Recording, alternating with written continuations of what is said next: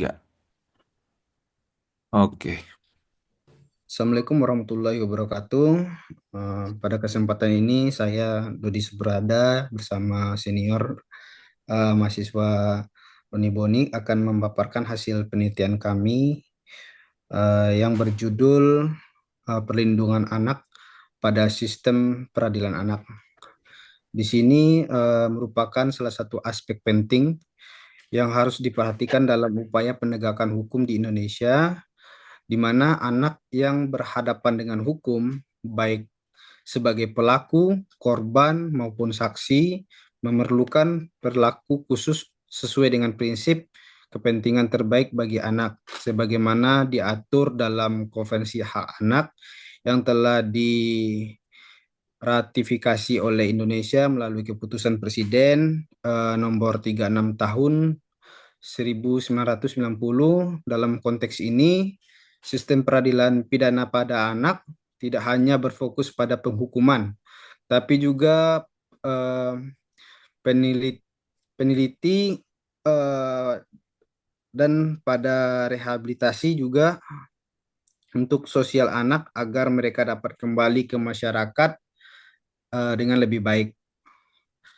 Melalui pendekatan diversi dan RJ, anak diberikan kesempatan untuk memperbaiki perilaku tanpa harus menjalani proses pidana yang panjang dan berisiko menimbulkan trauma berkepanjangan. Oleh karena itu, kami peneliti mengkaji bagaimana perlindungan anak dalam SPPA diimplementasikan serta mengidentifikasikan berbagai kendala yang dihadapi dalam penerapannya. Lanjut, next. Next untuk latar belakang. Eh, dalam dekade terakhir, peningkatan kasus kenakalan anak dan tindak pidana yang melibatkan anak telah menjadi perhatian serius di Indonesia. Fenomena ini menunjukkan adanya perubahan dinamika sosial yang mempengaruhi perilaku anak-anak di era globalisasi. Menurut data dari Kementerian Pemberdayaan Perempuan dan Perlindungan Anak, terdapat lonjakan kasus anak berhadapan dengan hukum dalam berbagai jenis pelanggaran hukum, mulai dari tindak pidana ringan hingga kasus berat. Dalam menghadapi kondisi ini, sistem peradilan pidana anak dituntut untuk beradaptasi dengan paradigma baru yang berorientasi pada perlindungan anak, bukan sekedar penghukuman. Anak yang terlibat dalam proses peradilan pidana harus perilaku sebagai individu yang membutuhkan pembinaan dan perlindungan khusus, bukan sebagai penjahat yang layak mendapatkan hukuman setara dengan orang dewasa. Oleh karena itu, proses hukum yang diterapkan terhadap anak harus memperhatikan kondisi mental, fisik, dan sosial agar tidak menimbulkan dampak jangka panjang yang merugikan perkembangan masa depan anak tersebut. Next. Rumusan masalah di sini perlindungan anak dalam sistem peradilan pidana. Anak merupakan tanggung jawab semua pihak, baik aparat penegak hukum, pemerintah, maupun masyarakat. Namun implementasi perlindungan anak dalam SPPA masih menghadapi berbagai tantangan di lapangan. Salah satu permasalahan yang muncul dalam eh, bagaimana mekanisme perlindungan anak diterapkan dalam proses penyelidikan, penuntutan, hingga pemeriksaan di pengadilan. Selain itu, terdapat kendala struktural, budaya, dan kelembagaan yang mempersulit penerapan prinsip-prinsip perlindungan anak secara optimal. Berdasarkan fenomena tersebut, penelitian ini berfokus pada dua rumusan masalah, yaitu bagaimana implementasi perlindungan anak dalam SPPA, dan kedua, apa saja kendala yang dihadapi dalam penerapan perlindungan anak dalam SPPA. Melalui pengkajian ini yang mendalam, terdapat kedua rumusan masalah ini diharapkan dapat diperoleh pemahaman yang komprehensif mengenai hambatan-hambatan yang perlu diatasi dalam upaya perlindungan hak-hak anak dalam sistem peradilan pidana. Next. Tujuan penelitian, tujuan utama dari penelitian ini adalah menganalisis implementasi perlindungan anak dalam SPPA serta mengidentifikasi kendala yang dihadapi dalam proses penerapan prinsip perlindungan tersebut. Secara spesifik, penelitian ini bertujuan pertama mengevaluasi sejauh mana prinsip-prinsip pelindungan anak telah diintegrasikan dalam sistem peradilan pidana anak di Indonesia. Yang kedua, mengidentifikasikan faktor-faktor penghambat yang muncul dalam pelaksanaan diversi atau di RJ dan di RJ yang bertujuan untuk melindungi hak-hak anak. Next, untuk pembahasan di mana kenakalan anak merupakan fenomena sosial yang kompleks dan multidimensional yang dipengaruhi oleh berbagai faktor, mulai dari lingkungan keluarga, pengaruh teman, hingga kondisi sosial ekonomi. Kenakalan anak dapat dimanifestasi dalam berbagai bentuk perilaku menyimpang, seperti pelanggaran hukum ringan, tindakan kekerasan, hingga keterlibatan dalam tindak pidana yang lebih serius.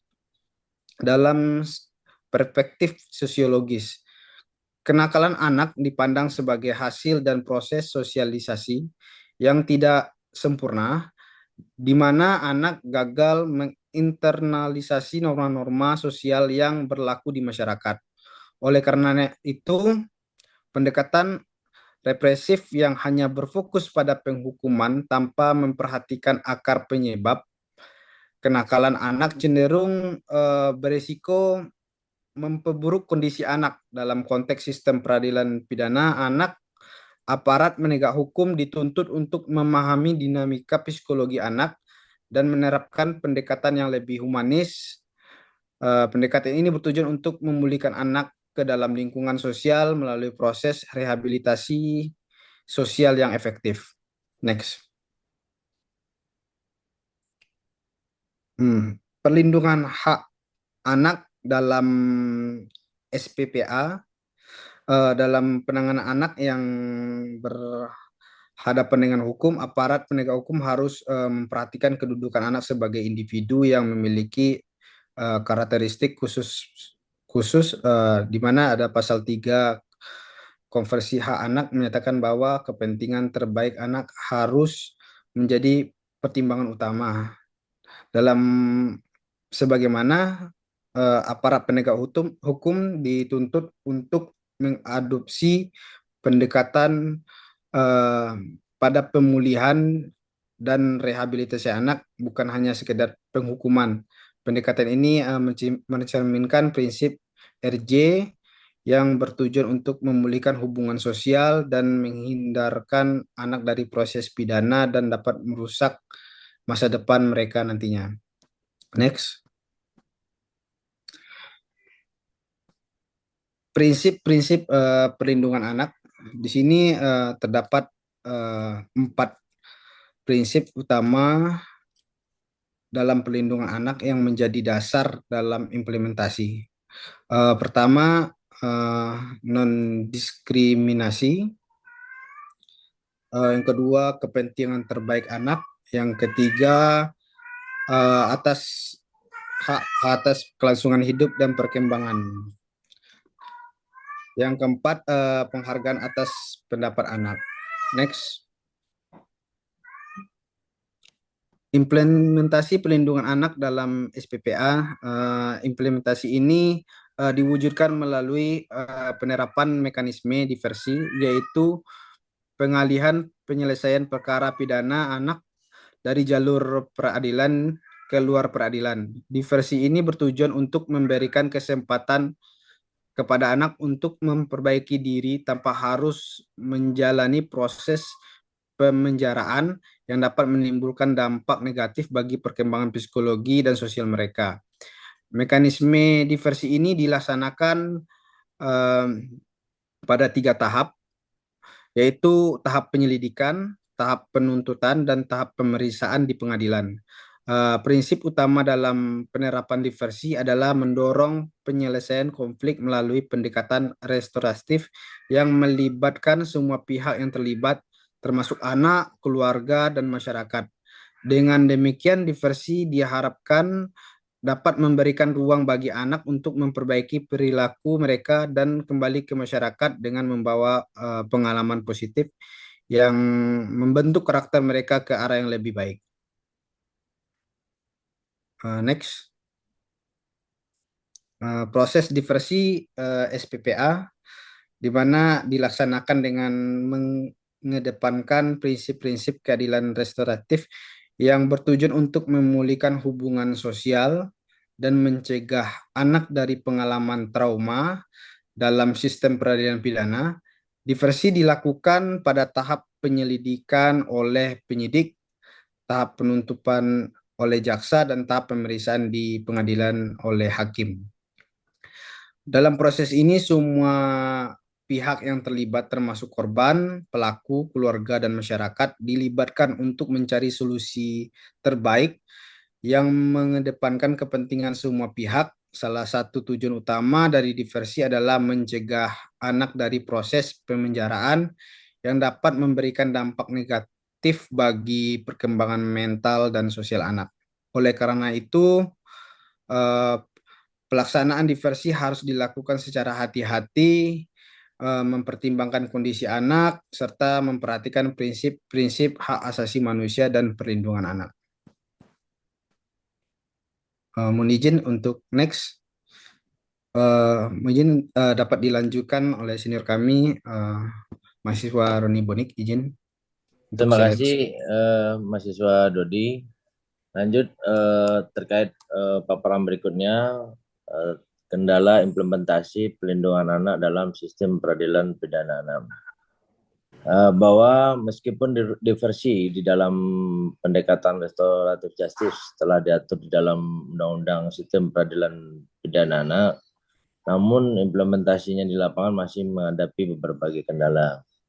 Di antaranya menurut kami yang pertama di segi kendala hukum, di mana masih kurangnya pemahaman aparat penegak hukum terkait penerapan diversi dan pendekatan restoratif.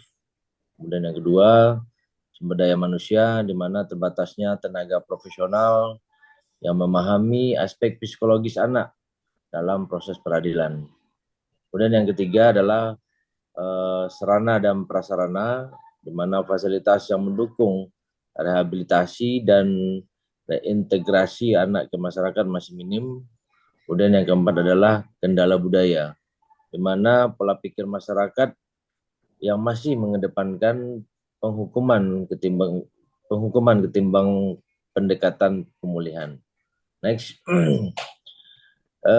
Berdasarkan pembahasan di atas, maka dapat disimpulkan bahwa pelindungan anak di dalam sistem peradilan pidana anak bertujuan untuk menjaga hak anak yang berhadapan dengan hukum dan memastikan bahwa proses peradilan yang mereka jalani berbeda dengan proses peradilan pidana orang dewasa. Kemudian upaya pelindungan tersebut diwujudkan untuk melalui mekanisme diversi yang memungkinkan penyelesaian perkara di luar pengadilan dengan mengedepankan prinsip restoratif justice.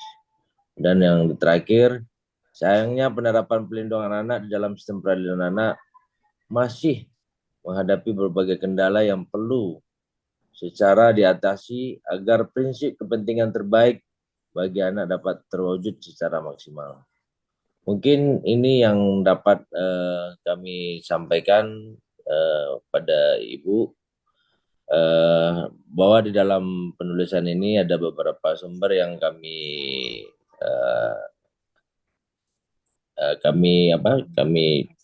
dapatkan, seperti mulai dari buku, kemudian dari jurnal, kemudian dari beberapa penelitian yang lain, kemudian juga dalam penulisan ini juga kami didukung oleh teori-teori dan analisis yang dilakukan di dalam penelitian ini. Mungkin ini yang dapat kami paparkan kepada Ibu. Semoga dengan peperan ini bisa memberikan gambaran terkait permasalahan ini. Mungkin itu, terima kasih.